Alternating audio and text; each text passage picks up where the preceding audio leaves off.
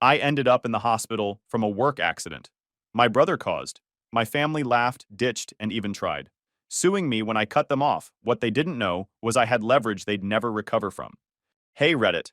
So, a while back, 29 male, got hurt working in my family's business. And let's just say the way they handled it opened my eyes to how things really worked in my family. I'd been the one holding everything together for years. Money, work, you name it. But the second I needed them, they vanished. What followed was probably the wildest few months of my life. And honestly, I'm still not sure if it was karma, justice, or just plain overdue. If there's one thing you need to know about my family, it's this. Responsibility always landed on me. Bills late? I covered them. Dad's business falling apart? Guess who kept the lights on? Everyone else floated through life like it was a vacation package. Meanwhile, I was the one actually making sure the ship didn't sink. And stupid me, I thought that made us a team. Turns out I was just the designated adult in a family full of kids who never grew up. So it was a late shift. Just me and a couple guys finishing up some framing at a site because deadlines don't magically move just because my family feels like taking weekends off. I was up on this temporary platform. Not super high, but high enough that if it gave out, it was going to ruin my night. Before climbing up, I told Lucas, my brother, earlier in the day, make sure this is locked in and sturdy. He nodded, gave me that fake confident, yeah bro I got it tone he uses when you know he didn't actually do it. But I wanted to believe maybe just once he'd handle it. Yeah, mistake. I put my weight on it, started lining up a measurement, and the next thing I knew it was like the floor decided it didn't want to work with me anymore. Whole thing shifted, one side dropped, and my body followed gravity like a loyal dog. I landed hard, heard the crack before I even felt it. Couple ribs down, wrist screaming, shoulder busted open enough that I'd need stitches. For the record, hitting the ground that way? 0 out of 10 experience. The guys on site freaked, called 911, and I'm just lying there thinking, cool, so this is how it goes. I asked Lucas to secure one thing. One thing. Paramedics show up, cut off my work jacket, strap me in, and I'm out of it. They ask if I've got family to call. I give them the list, same numbers I've had down for years. Mom, Dad, Lucas, my sisters. They said they'd pass my contacts to the ER desk so the hospital could handle the calls.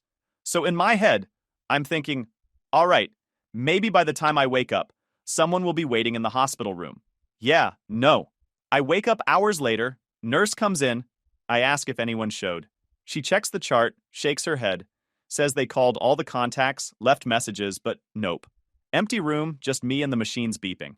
Now, I'd love to say I was shocked, but honestly, deep down, it didn't even surprise me. My family has this thing where they treat responsibility like it's a hot potato. If it requires effort, somehow it lands in my hands. Money, time, work, it doesn't matter. If I don't step in, it just doesn't happen. Still, lying in that bed, I kept thinking maybe I was wrong. Maybe they were on their way. Maybe traffic.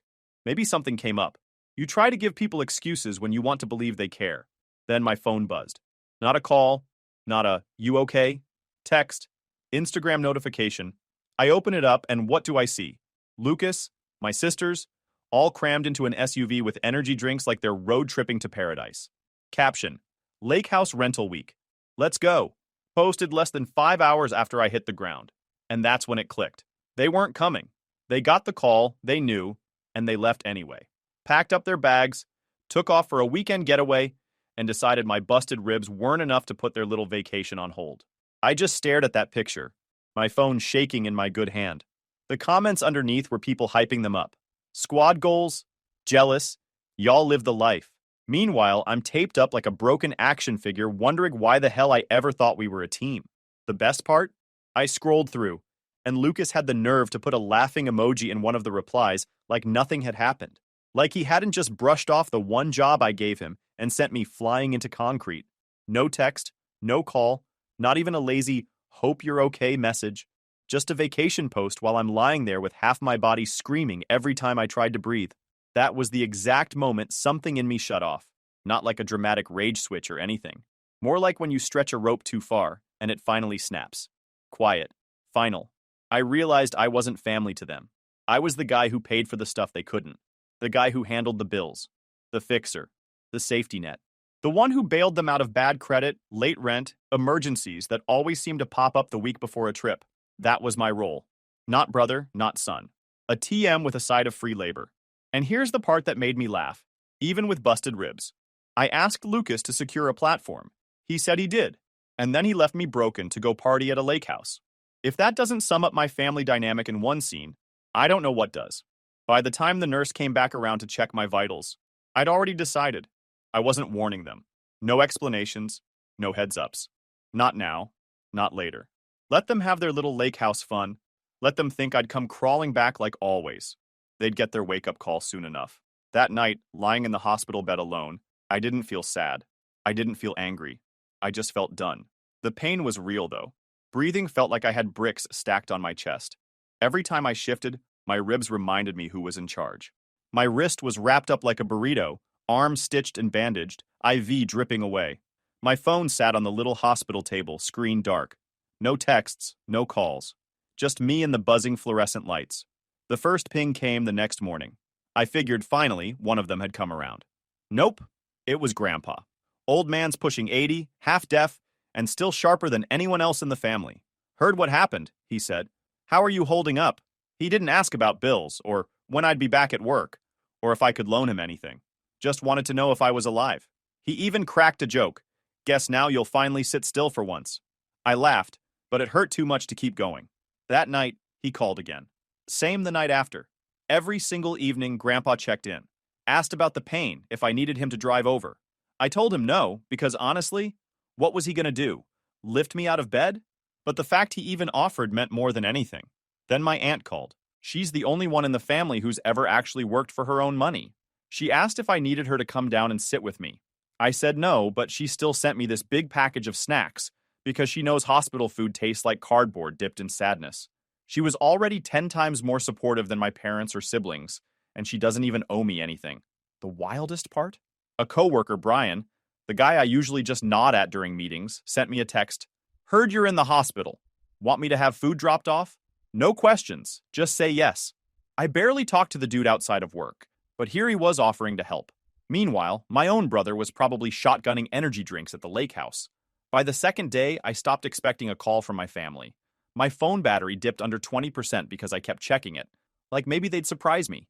Spoiler, they didn't. But then I got a surprise of a different kind. I opened Instagram again.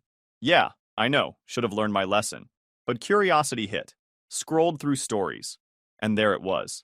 A clip of them in the car on the way to the lake house. Lucas recording, everyone laughing, Maggie in the back seat saying, well, he's in the hospital. What are we gonna do, sit around and cry? Then Taylor laughed so hard she almost spilled her drink. I swear, I replayed that clip 3 times. Not because I couldn't believe it, but because it was so on brand for them, it was almost funny. Almost. That wasn't neglect. That wasn't them being busy. That was them knowing I was laid up in a hospital bed and deciding it was comedy material. They didn't just ignore me. They mocked it. And that's when my brain went from hurt to calculation. I grabbed the little notepad from the bedside table and started writing. Not some dramatic revenge manifesto, just numbers. Cold math. Left column. Every single bill I covered for them.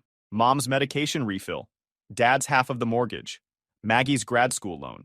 Taylor's car lease. Lucas's temporary credit card debt payments. By the time I was done scribbling, it added up to about $2,780 every single month.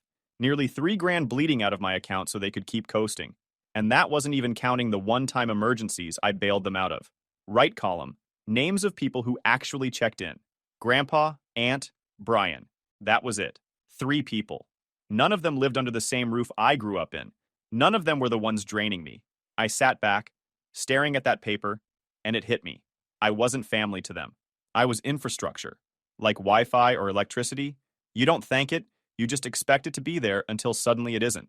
And the second I needed them, dead silence. Well, not silence. Laughter. I felt this weird calm.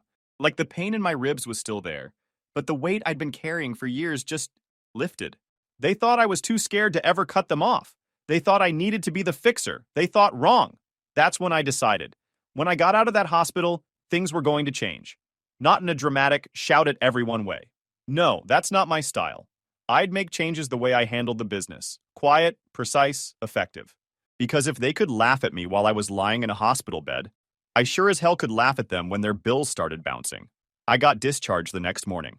My apartment felt different when I stepped inside. Quiet. Clean. Every single thing was exactly where I left it. I dropped onto the couch, hospital wristband still on, and realized for the first time in years, I was in a place that didn't need me to fix something. That night, I pulled out my laptop and started making moves. Not dramatic, not emotional, just practical. First stop, online banking. Mom's medication auto refill, canceled. Dad's half of the mortgage, gone. Maggie's grad school loan payment, deleted. Auto pay on Taylor's car lease, canceled. Lucas's temporary card debt, nice try, removed. It felt like cleaning out a junk closet, one by one, dragging out all the crap you never should have been holding on to. By the time I closed the browser, their entire safety net had vanished. I didn't send a warning. No text, no speech, just silence. Let them figure it out. Didn't take long. Next morning, my phone buzzed with a text from Taylor. Hey, my car payment bounced. Can you check if there's a mistake? Attached was a screenshot of her overdue notice like I was her personal IT department. I left it on read. An hour later, Maggie emailed me. Not texted, emailed, asking if I could please reinstate the loan payment just for this month. I closed the email without replying. That afternoon, Lucas slid into my messages. Yo bro, you probably missed the Venmo request. Lake House went over budget. Everyone's chipping in. Send when you can. Yeah, nothing says family love like hitting your brother with a laughing emoji while he's still limping from a work injury you caused. Left that one on red too. By dinner, I had 10 missed calls. Mom, Dad, Maggie, Taylor. Even Lucas, who normally avoids direct responsibility like it's cardio. My voicemail filled up fast. Mom's voice was first. We don't know what's going on, but this isn't how families treat each other. No mention of the accident, no mention of the hospital, just guilt. Dad's was next. Mortgage didn't go through. If something's changed, you should have been man enough to say so.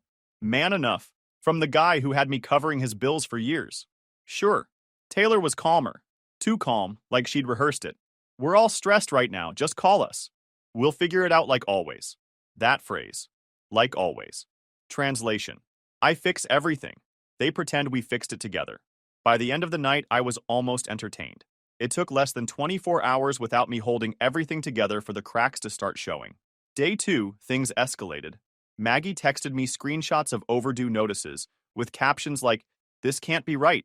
Taylor followed up with another voicemail, saying she couldn't get to class without her car. Lucas tried the casual route again. Hey man, can you spot me $150 until Friday? Just a quick favor?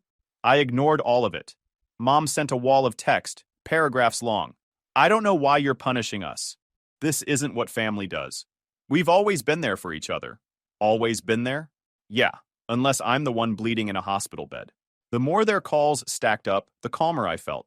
Years of them leaning on me. And now I was watching them scramble like kids who just realized Santa's not real. By the end of the week, the fallout was undeniable.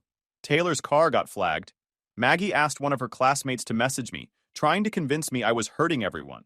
Like outsourcing manipulation was going to work. Meanwhile, Grandpa called me every night like clockwork. Not to guilt me. Not to ask for a dime. Just to ask how the ribs were healing. Aunt sent another package, this time with actual frozen meals. And Brian, the coworker, had Uber Eats drop off dinner at my door with a simple, rest up message. The contrast was ridiculous. The people who weren't bleeding me dry were the only ones who actually gave a damn. I stopped counting the missed calls. They weren't slowing down. They were multiplying. Mom, Dad, my sisters. Random numbers I didn't recognize. Friends of theirs, probably, trying to tag in for backup. It was like watching a team run plays from a playbook I'd already memorized. But I didn't bite. Not once. Because here's the thing. It wasn't me who broke the family. They did that when they left me to rot in the hospital while they went and popped energy drinks on the way to a lake house. All I did was finally stop paying the entry fee to their fantasy. And watching them scramble without me? Honestly, funniest damn thing I'd seen in years. But I wasn't even close to done. Cutting off their bills was just round one. They thought that was bad. Wait until they realized what I'd been holding together for the past 5 years. See, our family has this remodeling company. Technically, it's Dad's business. In reality, it's my business. Back when Dad needed a personal loan and couldn't get approved, we signed some papers. Guess who ended up with the LLC in his name? Me. They never read the fine print. They just assumed I'd always keep things running smoothly. Spoiler, they assumed wrong. For years, I'd been the ghost in the machine, keeping the books clean, negotiating contracts, renewing licenses, dealing with suppliers. My parents and siblings did the photo ops. Smile for the clients, brag at family dinners, pretend they were entrepreneurs. Truth? Without me, the whole operation was one bad invoice away from collapse. So, one quiet afternoon, I sat at my laptop and logged in. First thing I did? Revoked their admin access. Every single one of them. Then I froze outgoing payments. Paused accounts payable. Updated the website with a simple banner. Operations temporarily paused under restructure. It wasn't loud. It wasn't dramatic. It was surgical. Next, I drafted emails to our core suppliers. Electricians, drywall guys, cabinet wholesalers, professional, clean. And since I'm the sole member on the LLC paperwork and the only authorized signer on vendor accounts, they already knew who the real point of contact was. Please direct all questions to me. I even signed it formally, just to make it sting when they realized I wasn't messing around. Didn't take long for the fallout to hit. The next morning, my phone lit up with 7 missed calls from Dad. His voicemails were a roller coaster of tone. First one, calm and professional. Hey, there seems to be an issue with the accounts. Just give me a call back and we'll sort it out. Second one, irritated. Clients are here and no one can access the files. Fix this immediately. By the 7th, he was practically begging. This isn't like you. Don't do this to the family. Right. Because me breaking my ribs alone in a hospital while they partied at a lake house? Totally in character. Quick pause, fellas. YouTube just dropped this new hype feature. If you're hooked on this story, smash that hype button. It tells YouTube this video deserves to blow up, and it keeps even crazier stories coming your way. Thanks so much for your support. All right, back to the drama. Suppliers started forwarding me Dad's messages too. Some of them even thought it was funny.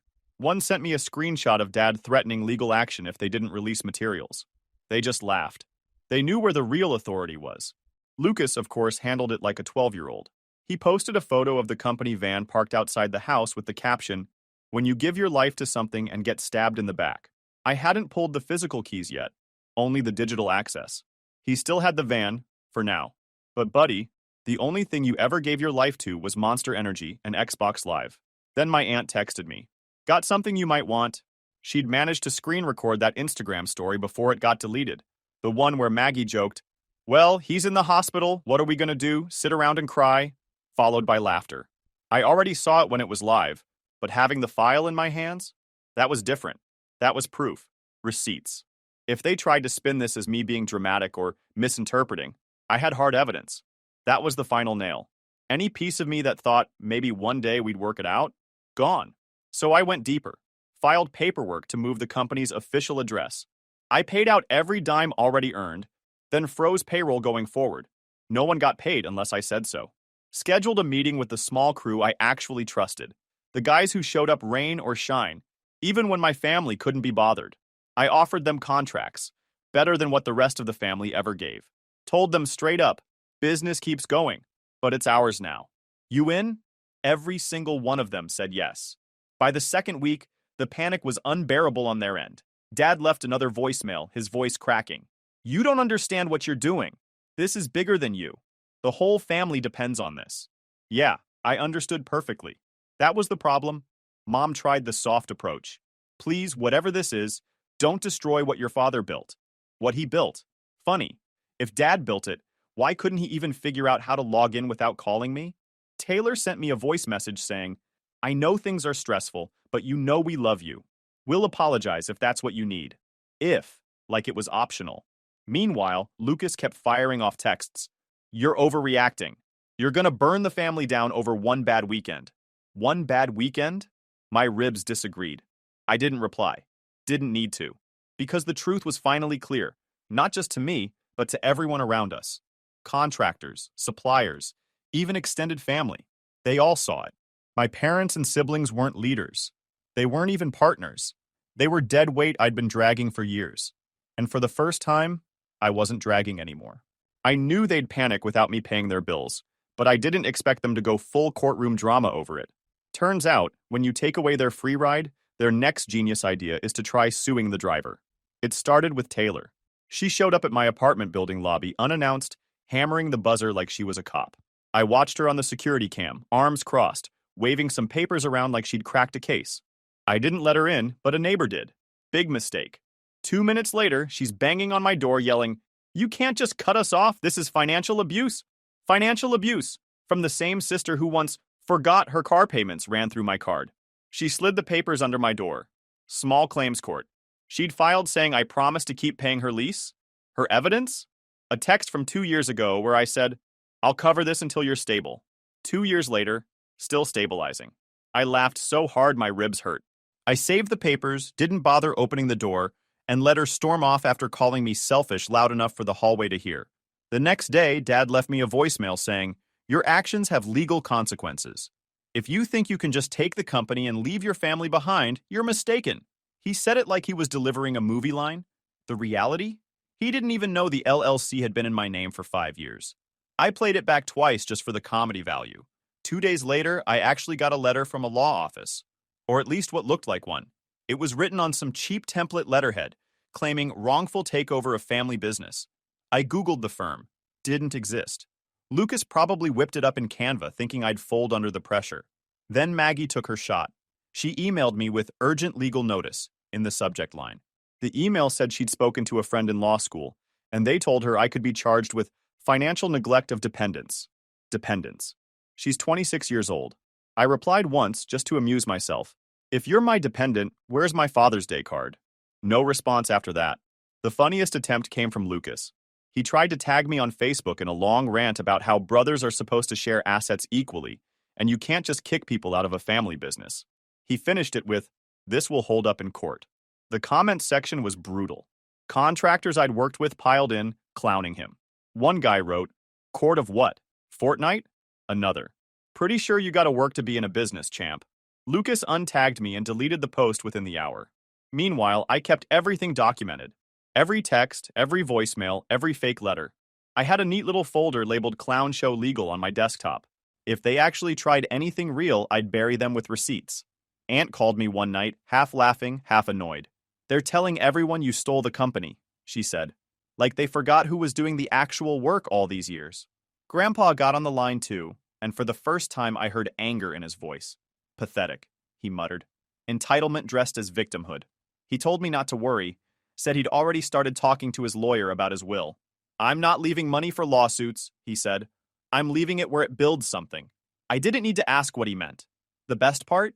Their legal threats backfired almost immediately. Taylor's claim got tossed before it even made it to a hearing.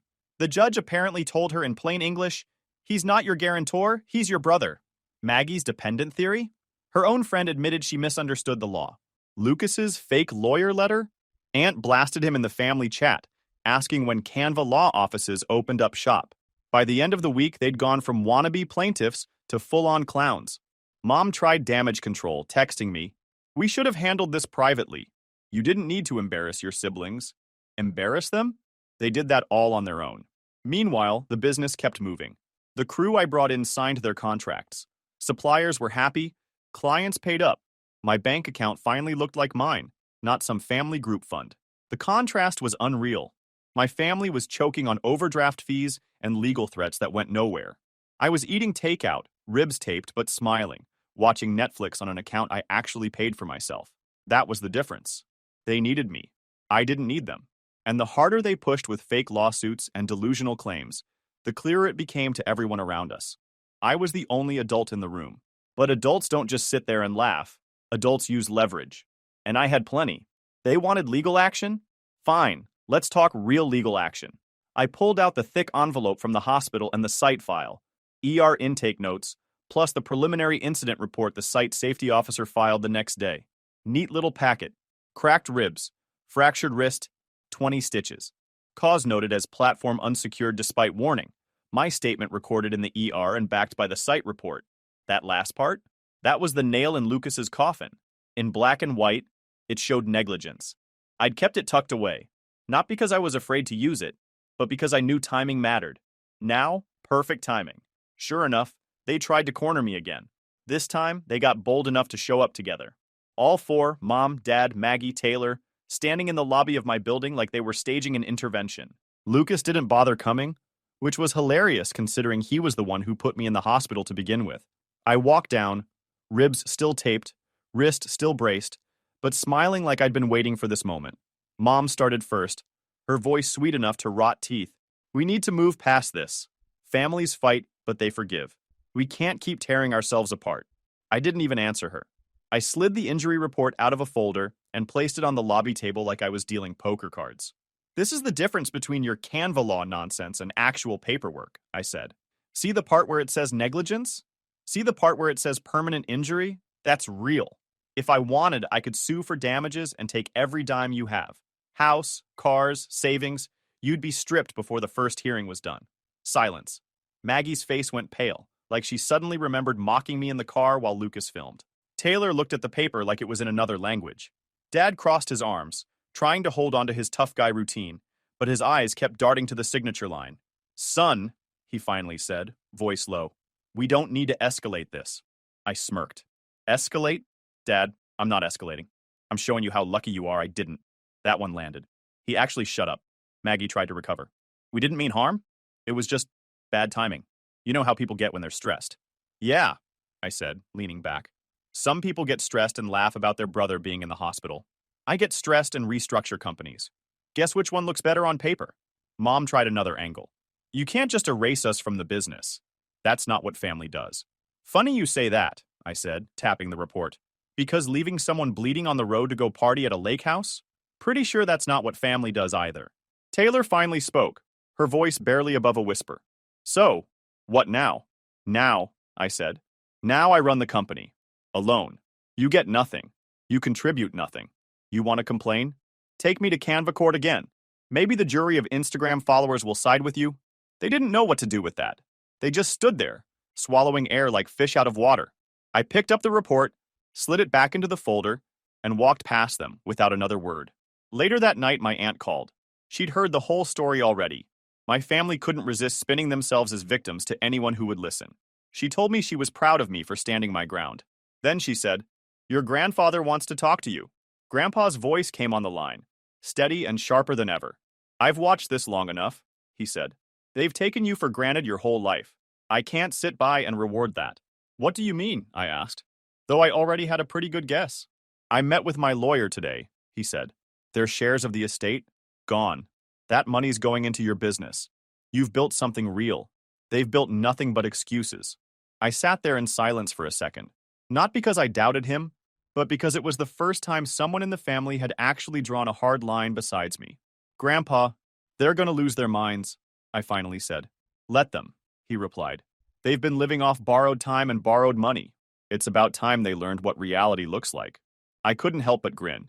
Guess I'm not the only adult in the room after all. When Grandpa told me he'd pulled the plug on their inheritance, I thought maybe he was just venting, trying to scare me with tough talk. Nope.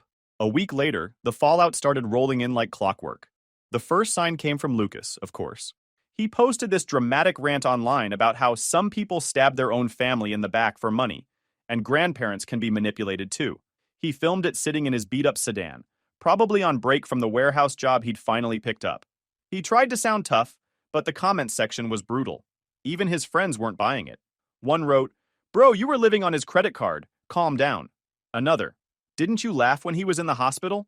Lucas deleted the post within hours, but not before screenshots made the rounds in the extended family chat. Maggie was more calculated. She sent me a long email about how Grandpa's decision was disproportionate punishment for what she called one mistake. One mistake, as if mocking your brother while he's bleeding out, is just a little slip-up, like forgetting to do the dishes.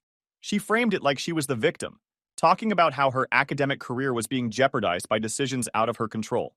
I didn't even bother replying. The last time I checked, grad school didn't require leeching off your brother's bank account. Taylor, on the other hand, went straight for the guilt trip. She called Grandpa directly and begged him to reconsider. When that didn't work, she left me a voicemail sobbing about how she was left with nothing and had no options, which was hilarious, considering she still had her parents' house to move back into. Left with nothing meant she lost the free car and the automatic payments I used to cover. Welcome to adulthood, sis. Mom and Dad, though, were the loudest. They called everyone they could think of, cousins, neighbors, even some of Grandpa's old church friends, telling anyone who'd listen that I'd stolen the company and manipulated an old man into changing his will. Except nobody bought it. Everyone knew who actually kept the business running. Contractors backed me up, suppliers backed me up, Even my aunt publicly shut down Mom in a group chat by posting the screen recording of Maggie's lake house joke. After that, their little smear campaign collapsed under its own weight. Meanwhile, I was busy actually building something. Grandpa's investment hit my account, and for the first time, I didn't feel like I was trying to juggle 20 balls with one hand. I hired new guys, upgraded equipment, gave raises to the crew that had stuck it out with me. The company slimmed down but sharpened up. No freeloaders, no fake partners, just people who actually worked. Clients noticed the difference too. Jobs got done faster, cleaner, with fewer screw-ups. Every day, I got stronger while they got weaker. Lucas dragged himself through night shifts, telling people it was temporary. Maggie pulled out of grad school entirely and made some vague post about taking a mental health break. Taylor sold her car and quietly moved back home, pretending it was just for a few months when everyone knew she wasn't leaving anytime soon. And my parents? They sat in that house, stewing, probably waiting for someone else to bail them out the way I used to. Grandpa called me again not long after. "They're furious," he said, almost chuckling. "You should have heard your dad." Said I was tearing the family apart. I told him he should have thought about that before leaving his son in a hospital bed. For the first time in years, I actually felt like someone in the family got it. Not just got it, took my side. One Sunday evening, Mom tried again. She texted, "Family dinners don't feel the same without you. Can't you drop by just once?" I stared at it for a long time, not because I was tempted, but because I felt nothing. No anger, no sadness, just nothing. Like she was texting a stranger who used to live in the same house. So instead of replying, I booked a trip. Oregon. Rented a little cabin in the woods, surrounded by trees and fog. No calls, no Venmo requests, no fake emergencies. Just me. For the first time in my life, I woke up without feeling like I owed anyone anything. No bills, no guilt trips, no obligations, just peace. I still talk to Grandpa. Still visit Aunt now and then.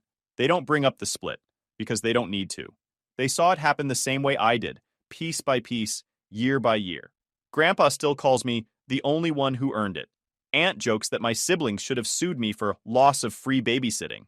They get it. They've always gotten it. And the rest? They've got their lives, if you can even call it that. A warehouse job, a dropped degree, a repossessed car, a mortgage they can't afford. All of it built on the same thing they always built on, me. The only difference now is I'm not holding it up anymore. People love to say, family is everything. But what they don't tell you is family can also be dead weight. And if you don't cut it loose, it'll drag you straight to the bottom. I had to break bones to see it. But once I did, I finally knew what freedom looked like.